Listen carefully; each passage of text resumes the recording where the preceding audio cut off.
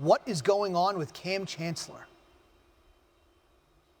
Yeah, Zubin, Kam Chancellor suffered a neck injury last Thursday night against Arizona, and it has not looked good all week. And in fact, Josina Anderson and Adam Schefter of ESPN both reported today that Chancellor is likely going to be placed on injured reserve.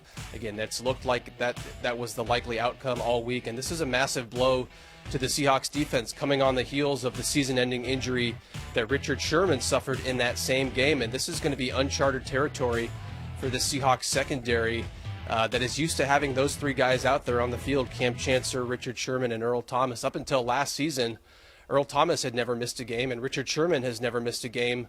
Monday night will be the first missed game of his career. So this is going to put the Seahawks in a tough position in their secondary. Now, that said, they do feel fortunate to have some of the replacement options that they do have. Jeremy Lane is going to take over for Richard Sherman at left cornerback. Now, he was included in the Dwayne Brown trade to the Houston Texans, but he failed his physical. He ended up back with the Seahawks, and they've talked about how fortunate they are to have him back, especially in light of what's happened to Richard Sherman. They also brought back Byron Maxwell. He's going to be an option for their secondary down the road.